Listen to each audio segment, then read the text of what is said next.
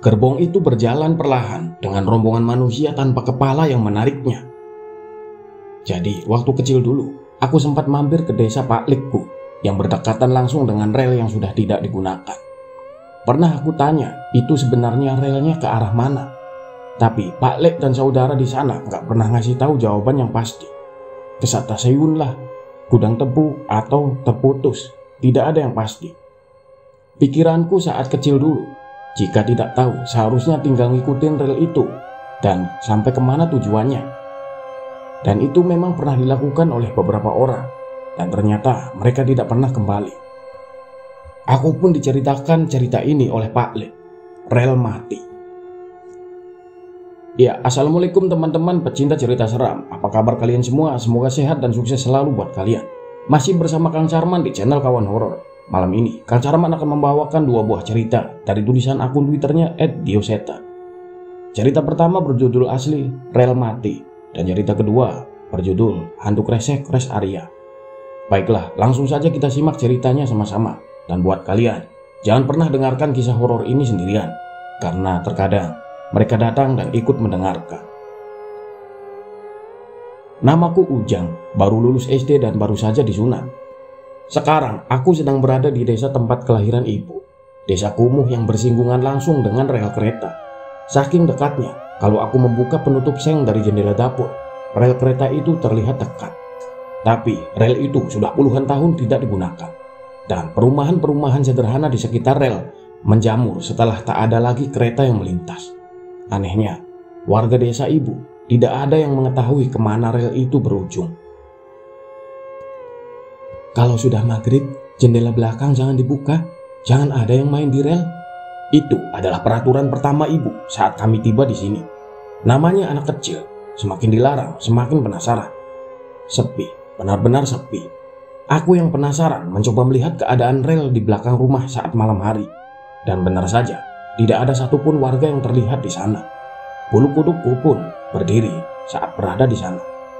Saat itu, aku sudah merasa cukup memuaskan rasa penasaranku. Aku berjalan kembali ke rumah, tapi saat aku baru saja membuka pintu dapur, tiba-tiba terdengar suara. Cek cek cek cek cek cek cek cek. Aku menoleh dan sekilas terlihat sebuah gerbong melaju di rel itu, melintas begitu saja. Aku pun berpikir, bukankah rel itu sudah tidak difungsikan? Aku menceritakan apa yang kulihat kepada ibu dan yang lain, namun mereka tidak percaya. Ibu malah memarahiku karena melanggar larangannya, tapi tidak dengan Eyang. Ia menanggapiku dengan serius, hingga ibu pun terheran-heran. Jangan dekati gerbong itu ya, Le. Pokoknya jangan. Wajah Eyang terlihat serius. Aku sampai bingung bagaimana harus menanggapi Eyang. Iya Eyang, enggak lagi-lagi kok. Balasku yang memang tidak ada niat untuk ke belakang malam-malam lagi. Tapi beberapa hari kemudian sesuatu yang tidak masuk akal sehatku terjadi. Malam itu aku sedang menggunakan kamar mandi di sebelah dapur. Kamar mandi di sana hanya ditutupi tembok semen setinggi 1,5 meter dan beratapkan seng. Pintunya pun hanya papan kayu dengan ganjalan paku sebagai kunci. Jika berdiri di atas WC, aku masih bisa melihat keluar.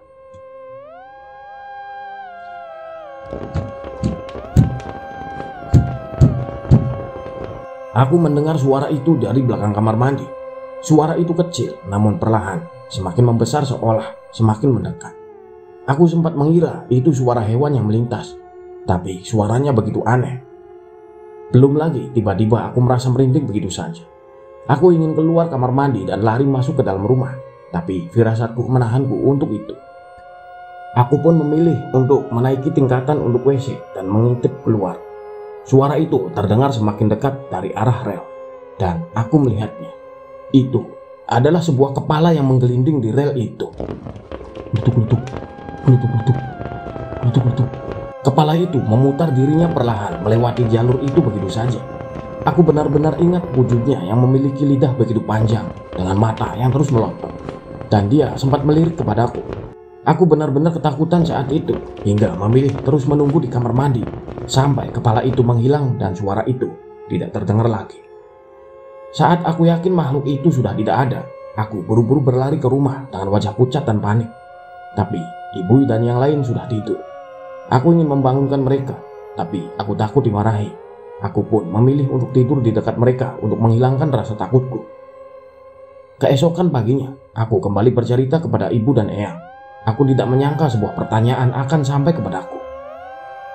"Kamu sudah melakukan apa, Nak?" Jelas saja, aku jawab bahwa aku tidak melakukan apapun. Apa yang mungkin bisa kulakukan hingga hal-hal aneh menampakkan dirinya kepadaku. "Pokoknya cuekin saja, jangan ke belakang lagi," ucap ibu yang mulai menanggapiku serius. Jelas, tanpa disuruh, aku tak mau lagi berurusan dengan rel itu. Aku tidak mau sisa liburanku diisi dengan ketempelan, kesurupan atau sejenisnya. Aku ini aslinya penakut, tapi lain cerita kalau ada teman. Suatu siang, Aan teman seumuranku di desa itu mengajakku bermain. Ada mainan bambu yang diberi roda dan didorong. Aan mengajakku main di rel itu. Saat itu masih siang, tentu saja aku tidak keberatan. Kami bermain menyelusuri rel hingga memanjat pohon rambutan yang tumbuh di dekat rel itu. Sampai tak terasa langit mulai memerah. "Pulang yuk An, udah mau malam." "Bentar, aku metik buah dulu buat di rumah," balasnya.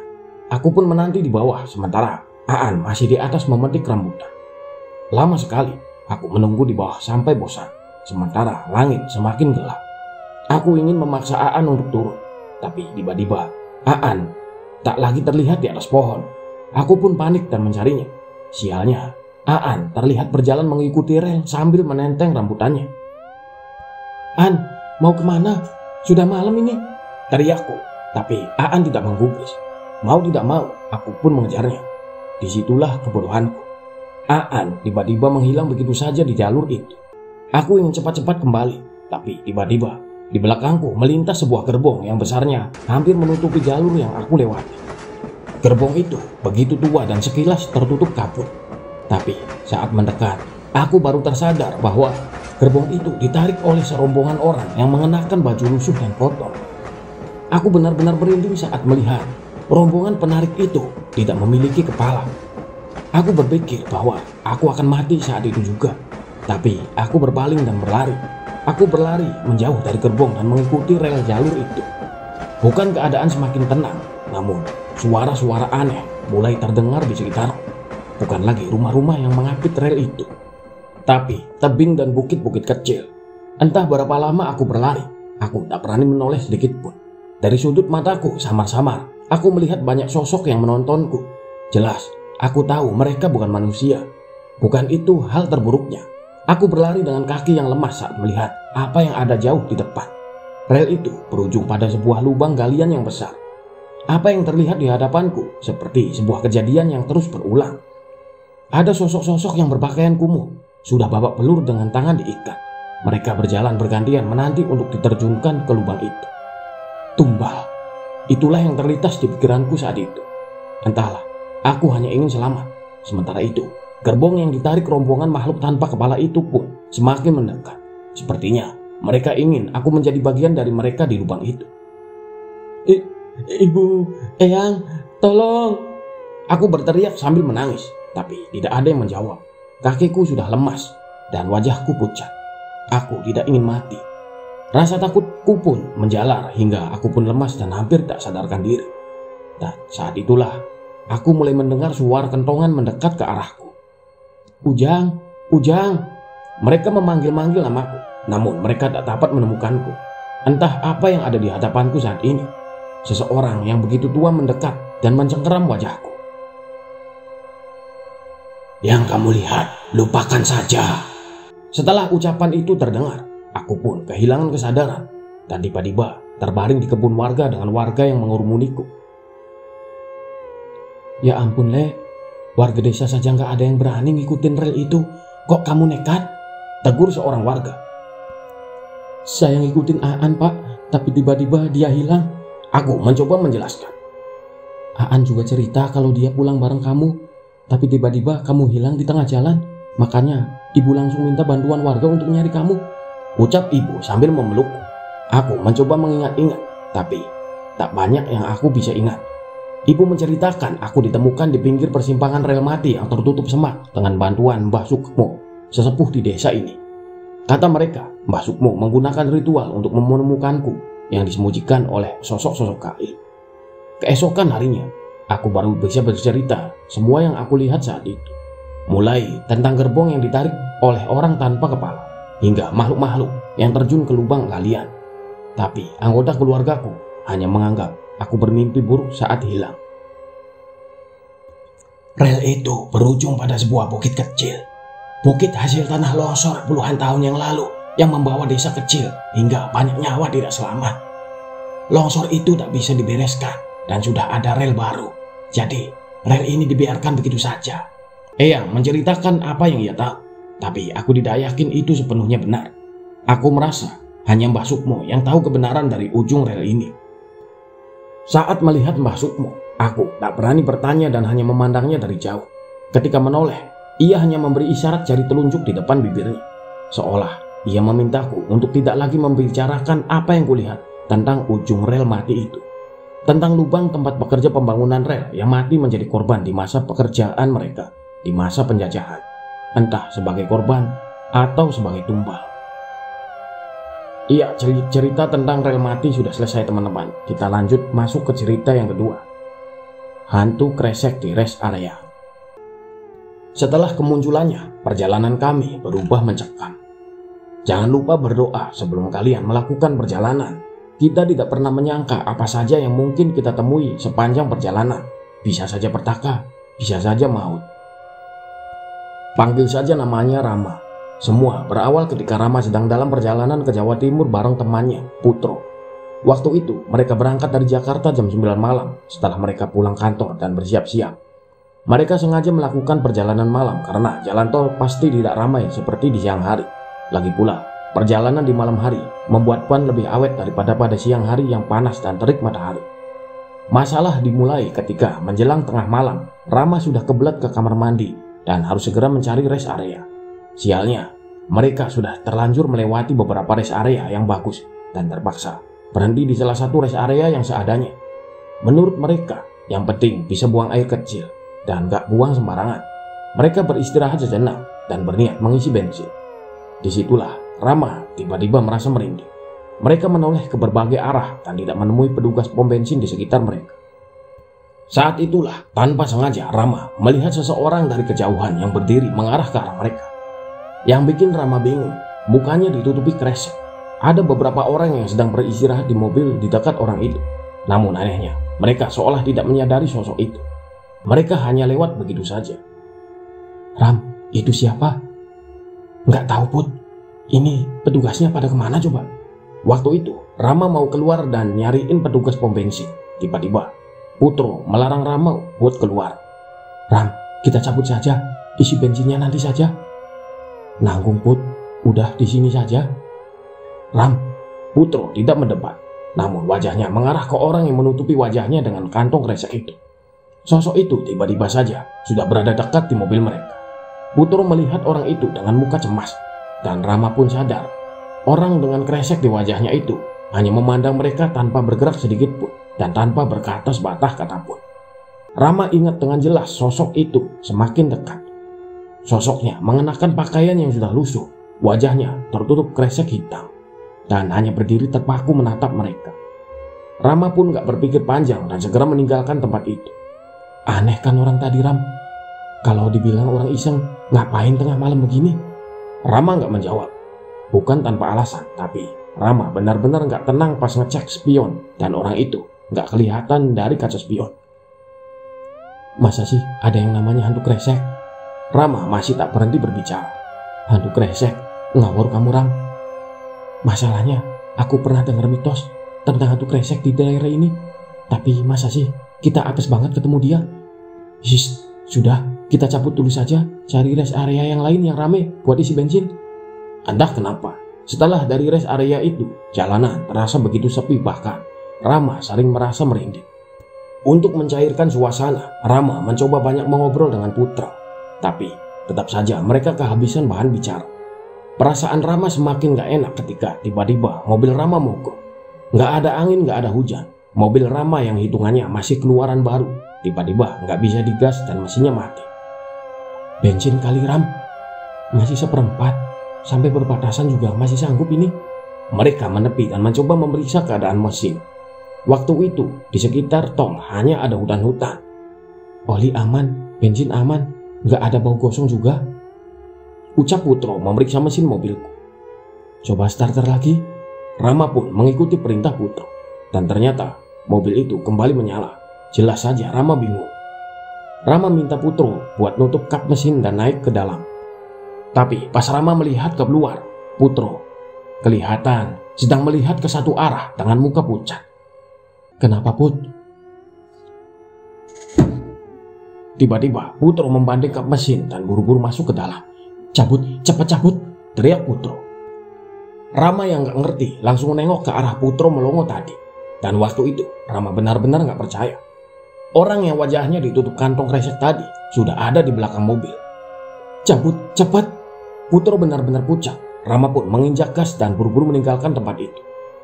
Itu bukan orang, Ram. Kalau orang gak mungkin dia tiba-tiba di sini. Putro bicara sambil gemetar. Aku merinding sumpah. Mana hutan semua lagi sekitaran sini. Apesnya baru berjalan beberapa kilometer, mesin mobil tiba-tiba mati. Kenapa, Ram? Nggak tahu, mogok lagi.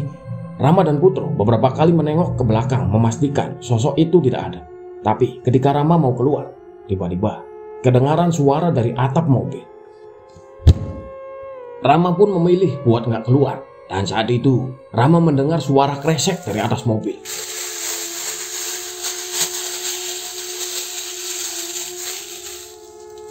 Nggak mungkin dia ada di atas mobil kan, Ram? Rama pun mengecek spion tengah. Dan dari sana kelihatan ada tangan kurus yang merayap di kaca belakang mobil. Suara kresek terdengar dari kepala yang tertutup kresek itu terlihat di kaca belakang. Setan, Ram, itu pasti setan, teriak Putro yang sudah benar-benar pucat. Dengan tangan gemetar, Rama mencoba starter mobil lagi sambil berulang-ulang dia baca doa dan beberapa kali mencoba. Mesin pun menyala dan Rama langsung melaju dengan kencang. Saat itu dia nggak peduli lagi aturan lalu lintas. Tetapi setiap beberapa kilometer, suara kresek dan dentuman di atap mobil selalu kembali.